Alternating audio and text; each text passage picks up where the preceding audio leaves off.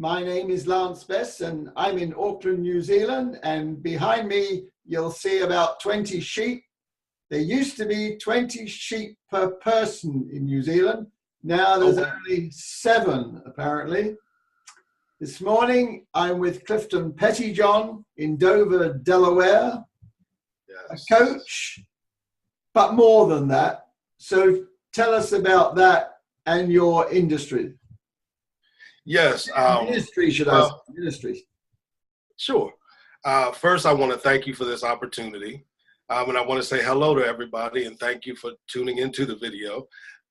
My name is, as he said, is Clifton Pettyjohn. I call myself a transformation coach. The reason why I call myself a transformation coach is because I find that a lot of people in life hit stages in their lives where they feel as if they're stuck, but they feel there's more in their life.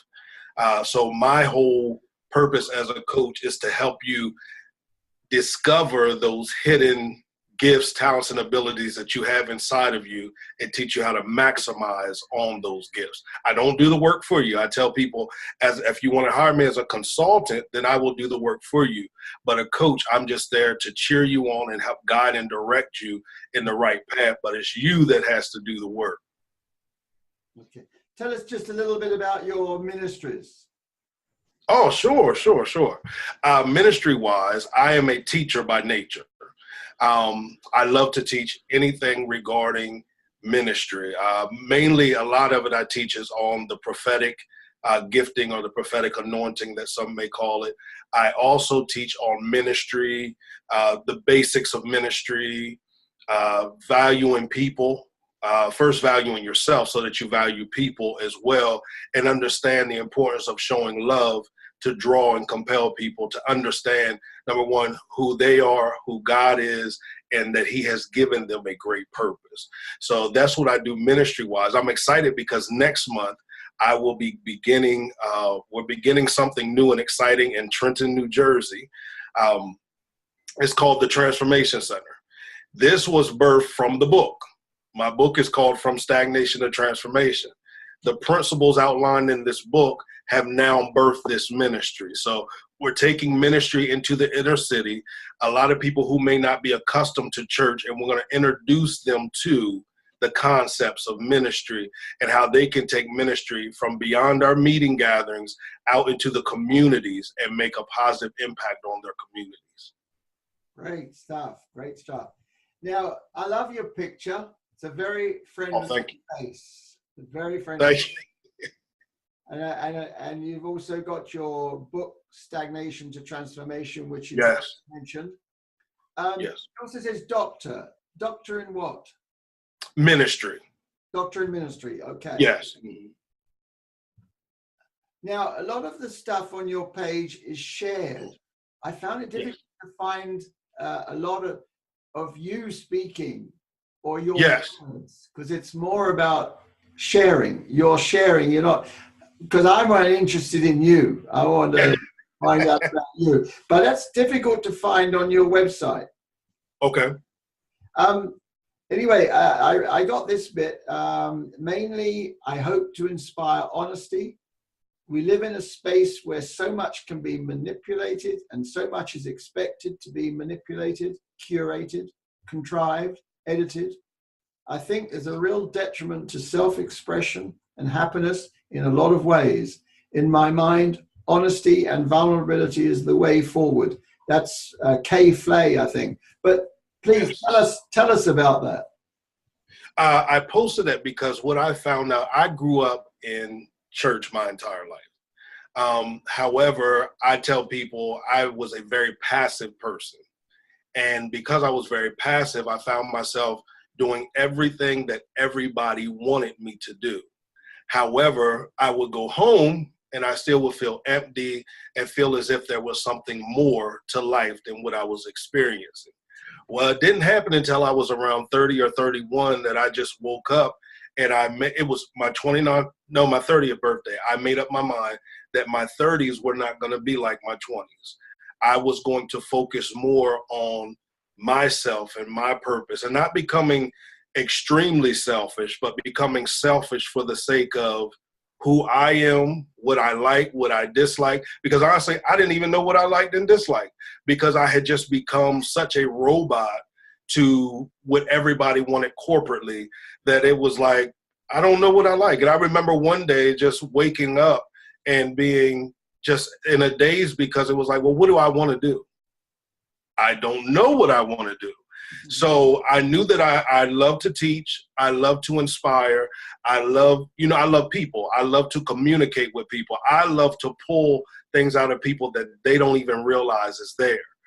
So I said, well, how can I capitalize on that in the sense of fulfilling my purpose? So one of the things I realized was I had to become vulnerable enough to be honest about where I was in life and honest about the emptiness. Because if you saw me, many times you wouldn't know that I was empty. Why? Because I knew how to put the face on in public. I knew how to play the role. So I had to realize first, become vulnerable enough to say, it's okay that I'm not okay. And then as I'm becoming vulnerable enough to do that, I realized that I was able to help more people by that, because now they realize you are human, and it's funny because you don't realize sometimes how much you can present yourself. Well, I didn't realize how much I could present myself as unhuman to other people until that shift or that change happened in my life. I get that. I understand exactly what you're saying. Yes. There is strength in truth, not in pretending you're okay. Yes. Understand that it is okay that you're not okay. Free yourself through the acknowledgement of where you are and then seek help. That is one of the first steps in living a transformed life. You have many different faces on your page. This is me. You have many different faces on your page. Serious, happy, challenging even. Yes. But Clifton, the picture by those words that I've just read, I sort of experienced someone who was sad. Can you tell us about that? Sure. I probably about 2 years ago, I went through a divorce. And that was another pivotal moment in my life to where I realized, I can say growing up, I was passive. When I got married, I became passive aggressive. When I got divorced, I became aggressive. And then I found that balance in my life. So my picture probably was a time during that time where I was sad at number one, I don't like divorce. That's number one. And I was at a place where I felt like it was failure on both of our parts because we didn't make it. So I had to learn how to get beyond that. But one of the things that I made up in my mind back when I went through my transformation was that I will not hide how I'm actually feeling, even with my facial expression, because publicly, like I said, it was always a smile. You would not know I would go through anything unless you knew me behind the scenes. But I feel like people can relate more to you when you strip all that back and show them the real you. So that's why I'm willing to post pictures where I'm sad, where I'm happy, where it may look like I'm a little upset, because I want people to realize you can go through all of those emotions, however, learn something from it and grow beyond it. Yeah, I think it's great because that's what I noticed. I see that very happy face, a serious face, challenging, don't come near me, that face. So, and what I was thinking was, it's amazing because you put those up there. You don't have those, you put them up. And I think that's so powerful for people that you're presenting all of you. Yes.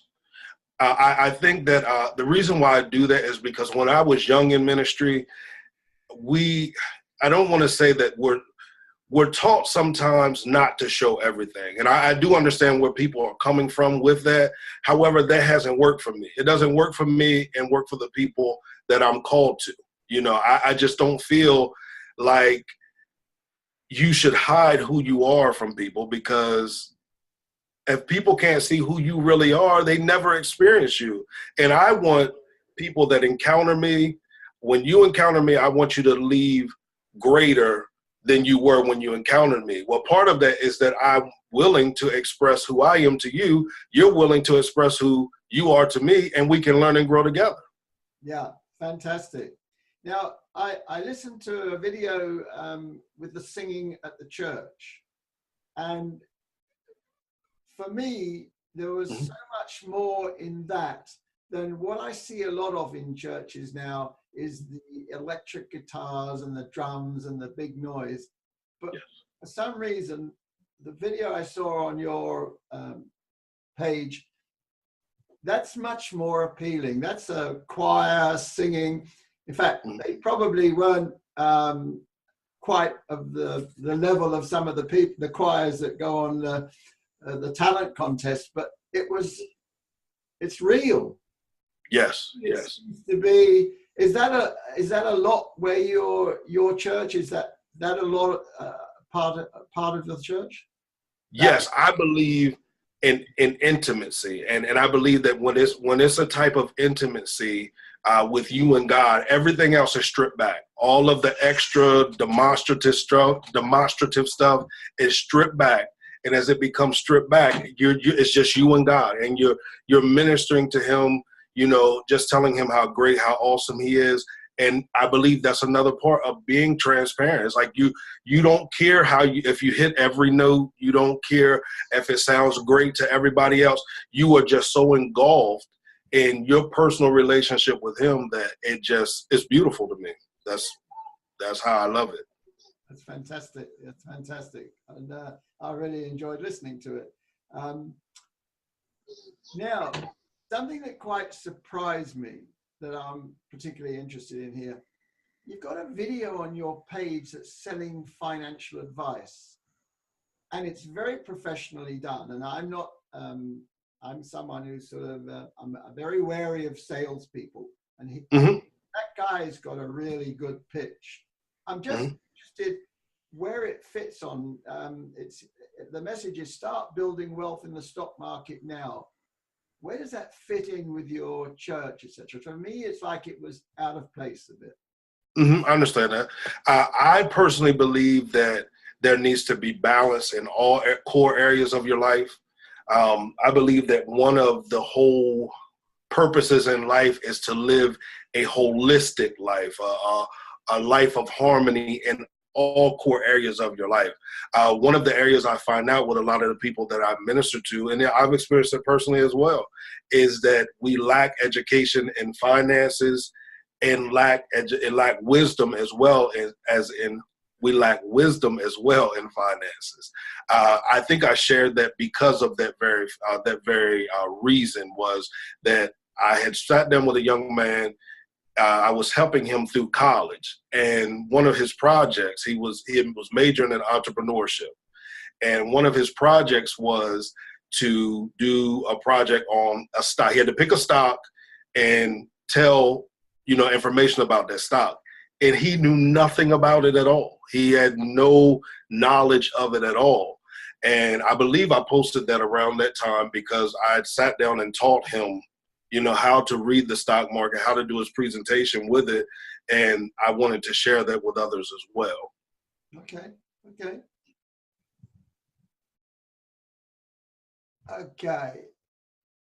All right, how are we doing? Okay, got about another 15 to go. All right, so I'm trying to think of, I want to go a little bit further into, there is strength in truth, not in pretending you are okay. Understanding that it is okay, that you're not okay. Can you just expand on that? Yes. As I said earlier, I was talking about how the way that my culture, I can say culturally, I was taught that as a man, you don't let anybody see you at a vulnerable state. You always put on that front, like everything is okay. You got to learn how to handle it. You don't cry. You don't do anything that expresses emotions, even when things hit you hard. And as I grew up, I had to understand that it was okay. It was okay that I cried. It was okay that I was emotional. I'm one that honestly went to therapy. I realize and I encourage people to go see a therapist, especially if you are a coach, if you are the minister that everybody dumps on and pours their heart and issues out to. You need someone that you can pour your heart and issues out to. And I tell anybody, you always find somebody with that skill set. Don't go to somebody that does not have that skill set, or maybe even that level of integrity of confidentiality. And one of the things with therapy was I had to realize that's okay for me, regardless of what I was taught, regardless of what people may think, how people may feel, what people may say. It was okay that I needed to go. And I remember my first session, and he told me, he said, it's going to take you a while to warm up to me, and you probably won't tell me a lot of things until, further on in the sessions. That first session, I think I dumped almost every year's out on him. And he said, I've never had this case before, but I realized I was in a safe environment, or to me, a secured environment. The same thing I say about our ministry, a secured environment where it was okay for me to just freely be myself without the persona, without any of the games, more or less the game. No, I don't want to say games because that gives it a negative connotation, but without having to be that example or that pillar all the time. I found it was okay just to come and let it all out.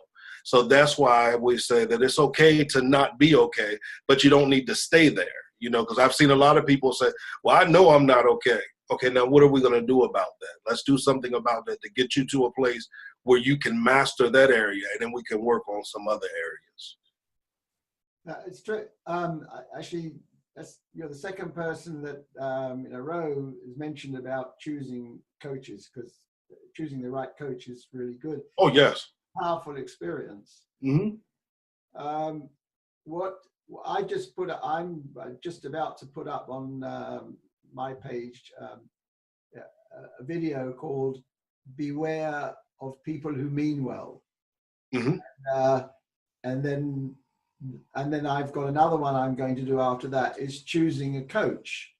Mm-hmm. Because if you're going to get a coach, be serious about it. It may Yes. not be the right one first time. Correct. You have to learn somehow, but Mm-hmm. don't just walk into anything. And I think it's great that you're saying, but so many people are saying, get a coach, someone Mm-hmm. that can walk alongside you for a while and feed you back yourself, if you like. And I tell people, before you get a coach, do your research. Definitely do your research. And if it's not working out, that's okay. Be willing to move on, because I find that a lot of people handle coaches the same way they handle some things in life, and they're afraid to move on because, well, I don't want to move on, maybe. No. Sometimes you have to move on. And some coaches can only help you but so far. And then it may be time to get another one, or it may be time where you don't need one in that space of life. Because right now we have plenty of coaches. Everybody's a coach for everything these days. Everybody is a coach for everything. I call myself a one-off coach, because Mm-hmm. most of the time I can just do a one-off for you, and I can analyze your communication or whatever, one-off. But it's Mm-hmm. not an ongoing thing. That's not me. So I think you've got to get the right horse for your course. And I always encourage people, if I know I can't help you, I will be the one to tell you. I'm not one that tries to hoard people. No. I only want to coach those that I can help along the way. And if I can't, that's okay. Yeah. So, so let's go back to this other one too now. Sure. Mainly, I hope to inspire honesty. How do you do that? Give us a little bit more around that. Sure.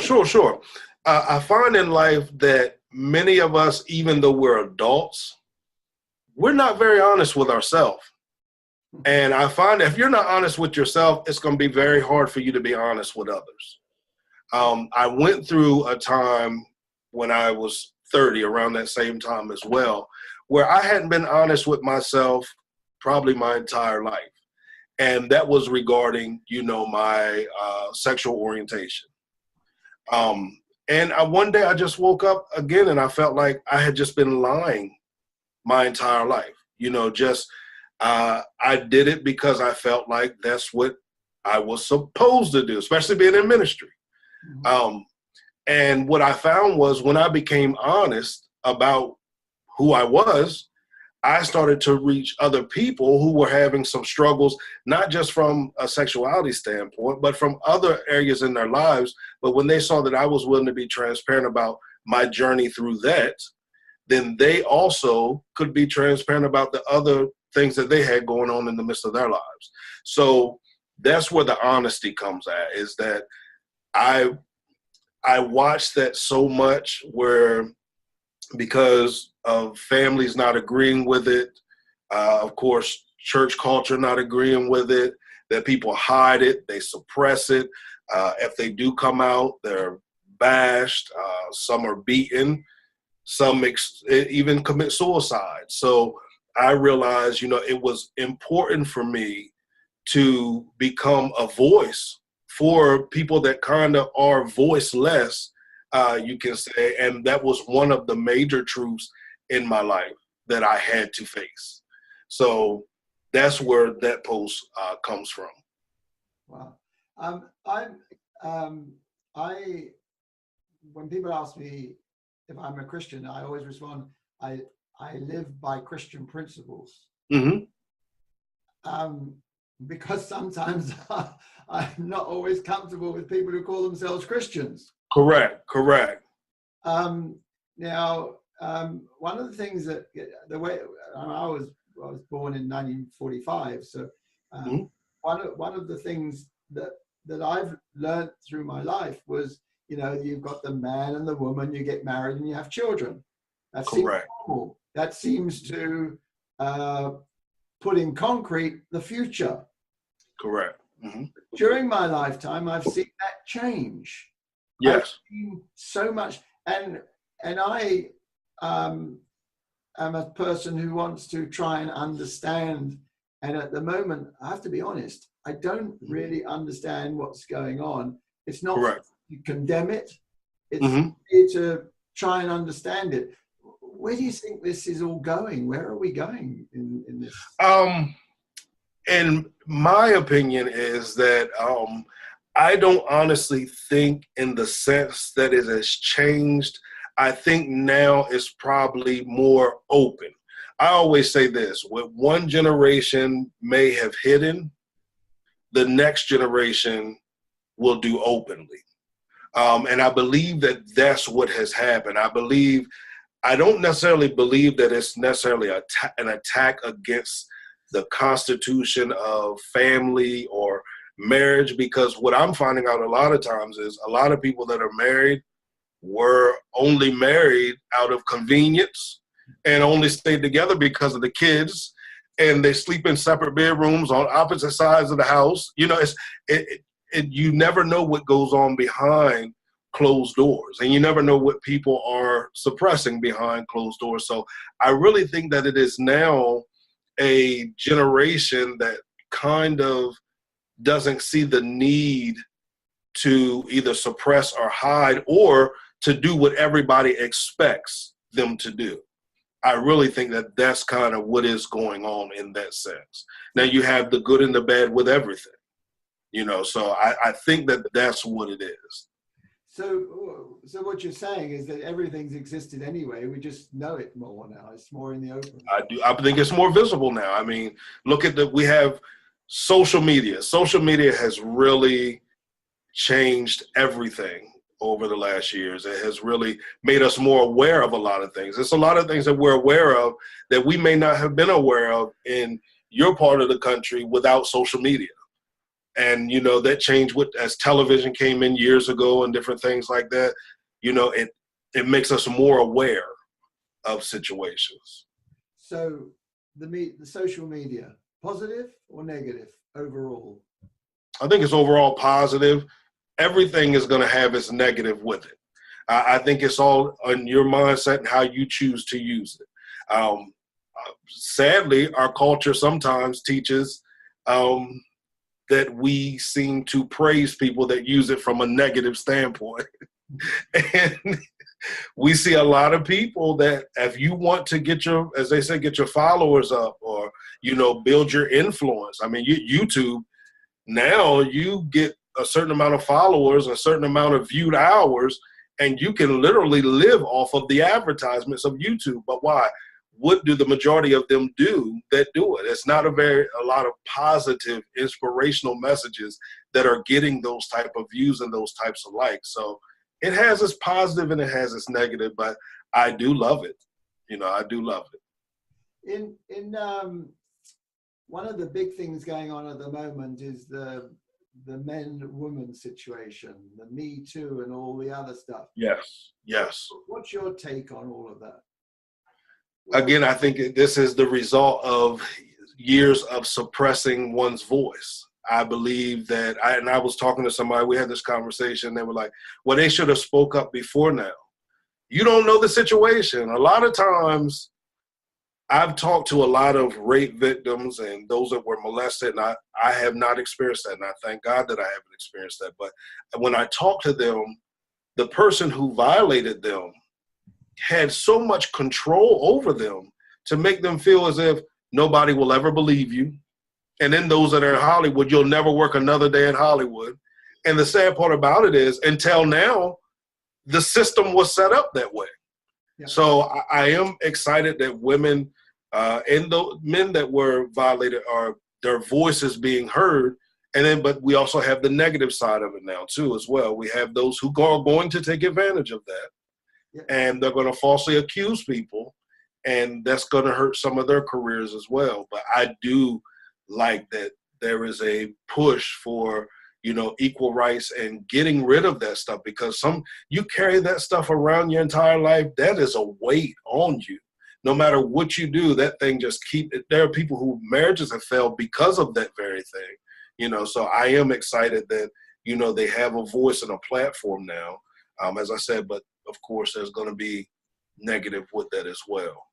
Yeah, you can't, well, it has to be both sides, doesn't there? Yes. So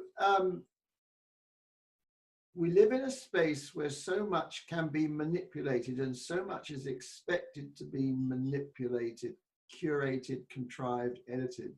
Let's have some on that. And that's where we go into social media and media. You could take this right here, what we're doing right now, and say you have your own agenda or that you want to push, and you could easily manipulate, the interview and edit this and edit that and have it say something. About that. Putting it in my mind. And you could have it say something or give an insinuation that I said something, and it would set the internet on fire. And that's what I'm talking about. I was telling somebody yesterday, always tell your story, because if you don't tell your story, somebody else is going to tell it the way that they interpreted it. And it may not be to harm you, but yet it may come out that way because that's how they saw it. I mean, we look at the Bible, the Gospels, Matthew, Mark, Luke, and John. They spoke of similar situations. However, they all saw it from a different point of view. Mm-hmm. So that's where I was talking about that. That's where we live in a society now. And I'm going to tell you what's really big now. I laugh about this now. Clickbait, where you make your title of your video something that's completely what it's not about, just to draw people to you, to view your video. That one, I hate it. The media doing it all the time. And you'll think it's oh my God, it's an emergency, and it's not an emergency. Nothing major happened. It is seriously just clickbait. Yeah, and they don't even answer the question that they put up front. Not at all.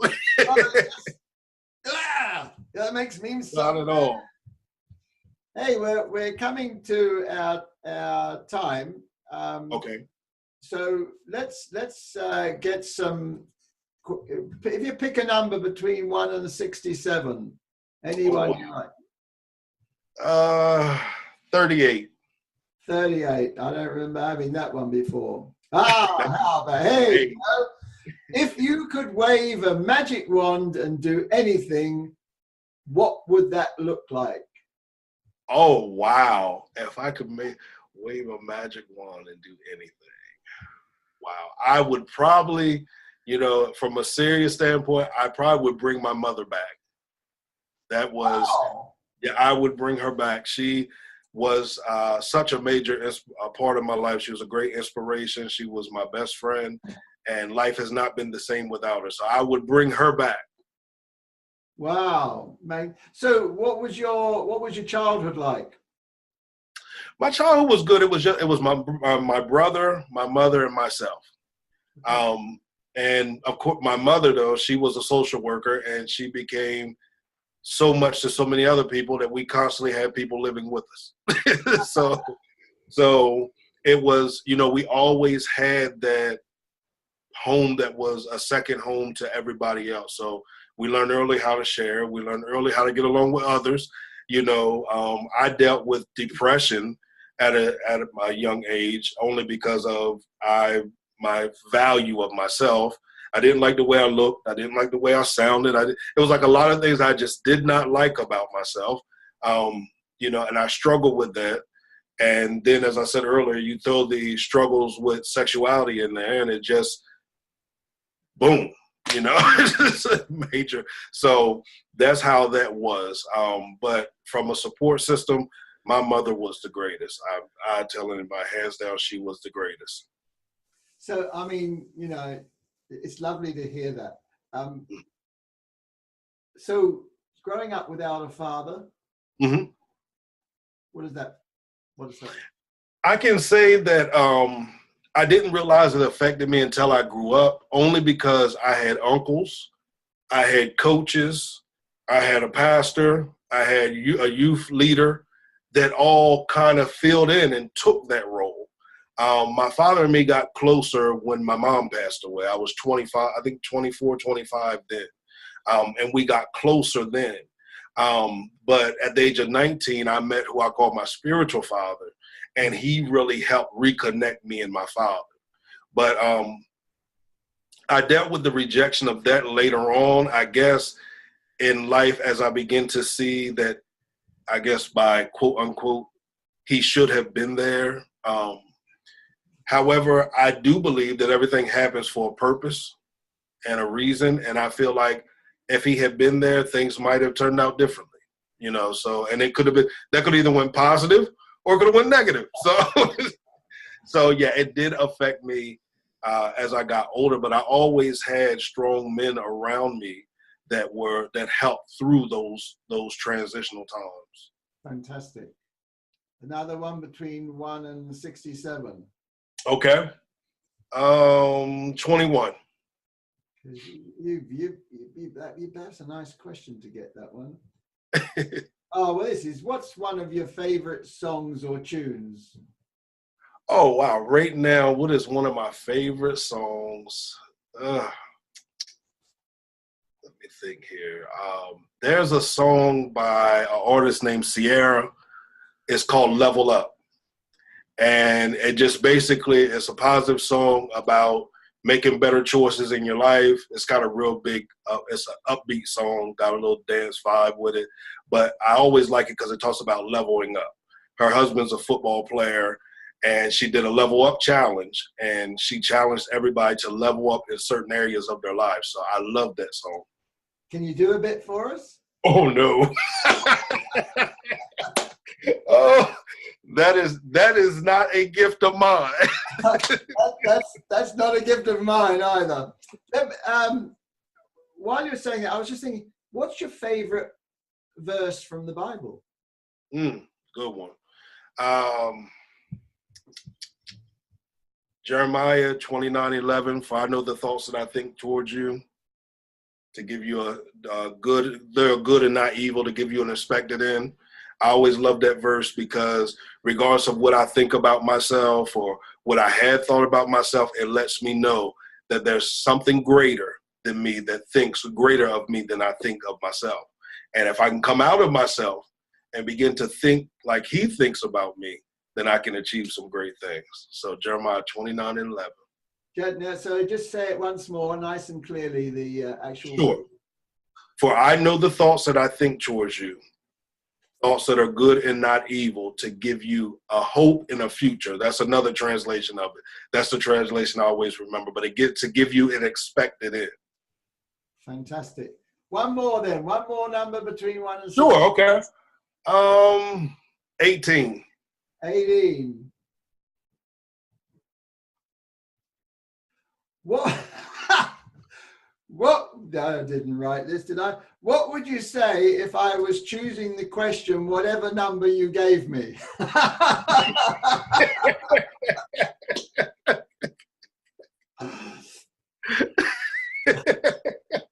I don't even know what I was saying. So get to choose another one and I'll choose it for you. Okay. Another number. All right, let's go 5. 5, okay. Yeah. How do you react when people talk badly about you? That is a great question. Okay, so I'm going to go back. Can I go back to how I used to react? Yeah. Okay. I used to not handle that very well because I cared about the opinions of others so much. I did not. I am great with words, and I have a sarcastic way about me that you don't know that I cut you until maybe 2 or 3 days later. I know how to do those things. So I used to do that a lot. I used to do that a lot. However, now I can see I did. I really did. As I'm maturing, I'm learning that a lot of times people only say negative things about you because it's a reflection of how they feel about themselves.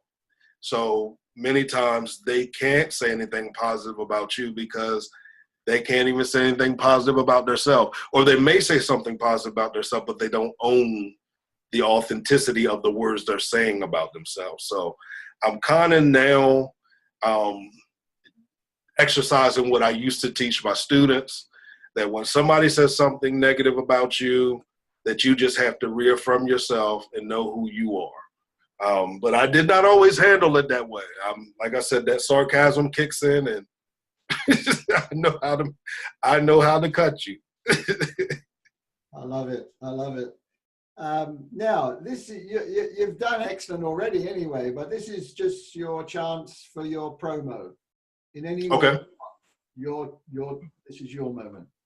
Promo. All right. I thank everybody for listening. I thank you for this opportunity. But I just encourage everybody to, as you are growing and going throughout your life, that you take time for yourself. One of the days in my book is split up into 21 days. One of the days talks about how many times we can be so invested in other people's dreams, hopes, and aspirations that we leave ours neglected. My encouragement to you is, do not neglect the dreams that you have. And you might say, I don't have any dreams.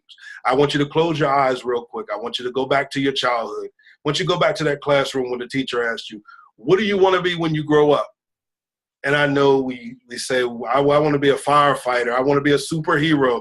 I want to be a doctor. I want to be a lawyer. I want to be whatever it is, a teacher, whatever it is that you want to be.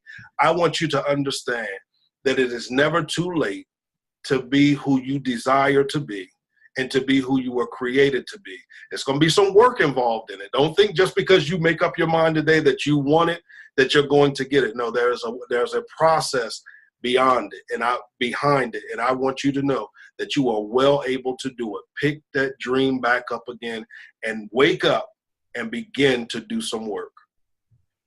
I actually took the link of the sample that one can read, and I didn't have time in the end to read it because I thought I needed some more, but I didn't need more information. But I will go back and have a look at some of it and see what it says. Now, the things you didn't say, how do they get in touch with you? Sure. I forgot to tell them how to get in touch with me. You can email me at cpventilates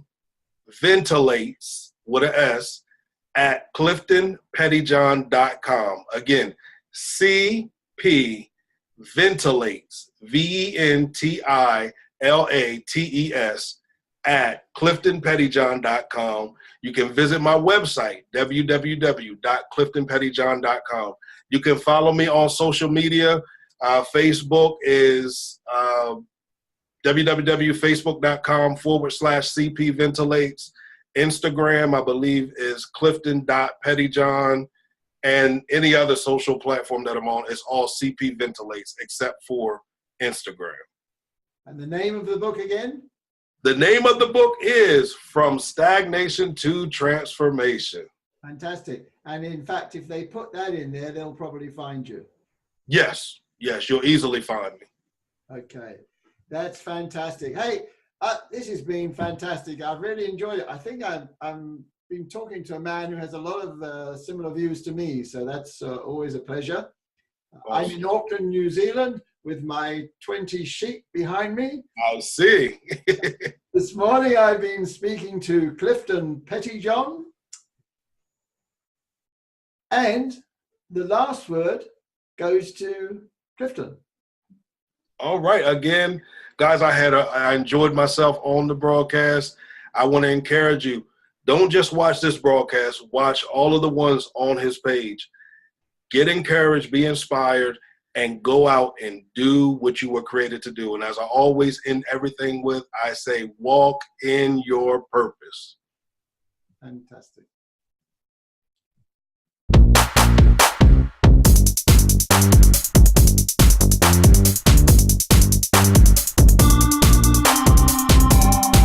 You're very clear, you're very honest, you expose yourself. And for me, it's like, wow, you see, I've been interviewing quite a few people lately, and there's amazing people around. Mm-hmm. And that's what the world needs. Yes. I won't say disillusioned. I mean, I'm happy as Larry at the moment, but mm-hmm. I'm still disillusioned. The media, the way they go, a lot of the stuff that's going on, you know, the only problem with this world is the people in it. Yes, I agree. More encourage people. Right. The more people that encourage people, for people to understand that you play better, get sports in a team. Yes. You grow your own talents, etc., within the right team. Correct. And what we need today is education that works. And not only did I realize the change in culture from Delaware, but I realized the change in talent from Delaware. It was another level of talent. And I realized that we have been so stuck in our little box of Delaware that we knew nothing beyond it. And that's what we have a lot of times these days is people are stuck in their little box.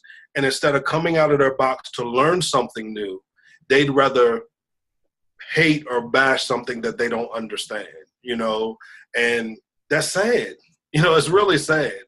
You know, I tell people, you need to take the opportunity to travel beyond your town or beyond your state so that you can begin to understand more.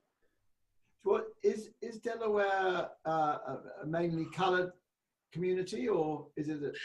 It depends on which part we're in. Where I grew up, we had a mixture of everybody. Now, when I played baseball, I was the only colored on the baseball team. You know, I was the only one that played baseball. But for the majority of sometimes it would be one or two of us, but the majority of the time it wasn't many of us. But no, where I grew up at, it was a mixture of it. So I learned at an early age everybody's culture. That's the way my mom raised us. She didn't raise us, oh no, you're black, so because you're black, you got to do it this way. No, she taught us to learn other people's cultures. The sad part about it is that's not taught much. You know, I remember working in the inner city of Trenton, and some of the kids had never been to Broadway to see a play. You know, I tell them, you need to be cultured. I think you need to learn. You need to go to an opera. You need to go to a play. You need to learn those things. You know, you need to go swimming. It's just simple things that I think that makes other people appreciate other people's cultures. Listen, if I took some of these bits that you've been talking about now, if I added those into the video, is that all right? That's all right. Mm-hmm. You don't have a problem because someone might see what you've said or anything. No, I'm gonna post it too. So no, I'm very much. This is what you get. Well, because you said some really good things, and how do men know what it's like for women if they don't listen to women? How do women know what it's like for men if they don't listen? How do we know what it's like for colored people? You know, one You don't listen. that really does bug me is the way you describe Donald Trump. That's great because some people, and a lot of people, and the media especially, they look at everything in one way. Mm-hmm. They don't look at it as it is, because he does some good things, says some good things, says a lot of stupid things, and the way he says things is not the best in the world. But that's, no, and I think that sometimes all of that is his mark. I believe because he's a businessman, he is a great marketer. And people can say, well, he probably doesn't realize what he said. Oh, he is strategic. He's very, very strategic. He is very strategic. And I look at his presidency, and, you know, you can take positive and negative from it because, hey, somebody who wasn't involved in politics is now the president of the United States. What does that tell somebody?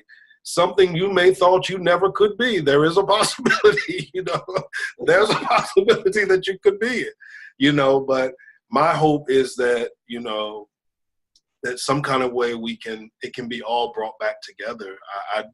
I think I live sometimes in a fairy tale land because I just feel like, can't we all just see beyond all of that and just. Yeah. When I was a teen or late teens, I had a friend, he was from Nigeria. Mm-hmm. Hey, you're white compared to him. I was like, he was as dark as you could get, but he was, I don't know why or where it came from for me, because to me, it's just another human being. And correct, that's me. Great guy he was, great guy. So you don't how much of this old past, you know, difference between white and colors, does that still exist much? Or it is in our country right now, it is a major issue right now, because we have a president that sometimes loosely says things that could be, you know, that's a little edgy, you know, and it causes a greater divide in our country. But my personal belief is that he only causes us to be aware of things that has been going on for a while. I remember going out of state to play baseball and being the only one on the team. And we were in, I think it was Virginia, and they had a Confederate flag, you know, waving. And the Confederate flag, of course, was the war, the North against the South, slavery, all those different things. And they would not pitch to me.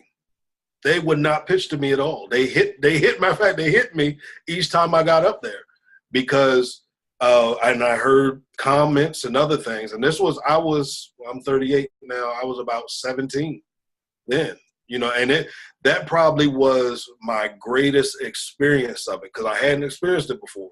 Honestly, I hadn't experienced it before. But yeah, it still goes on, and it's sad. Exist together. Yeah, we could learn so much from each other. Like if we really respected each other's beliefs, and just because I disagree with you doesn't mean I have to hate you or say hateful things about you. We can just agree to disagree. Yeah, you know, I don't know. I think that's how I was raised, though. I really do. I think my mom, we experienced people with her being a social worker from all walks of life. When I say all walks of life, she had them in her home. Some hygiene wasn't the greatest, you know, and we had to learn how to love them, you know, and love them to a point where they felt worth taking a bath, you know, because they hadn't been used to that, you know. So we kind of learned how to love everybody, I guess you would say. So Yeah. it's helped me through life. It really has. Because it's a lot of people that I've learned so much from that if I wasn't taught that, I would have never given the time of day. Just like going to Trenton, New Jersey. People told me I was crazy. I left Delaware to go to Trenton, New Jersey to work inside the inner city. And of course, you know, there was lockdowns all the times and there was shooting streets over from the school. Yeah, it was crazy. It was a different environment, but I learned so much from those kids. You know, you learn what they went through that got them to where they were that you know, to be in the situation they were in. You learned about the parents, you know, you learned about the staff. So I just feel like every opportunity to learn, you need to learn beyond your comfort zone.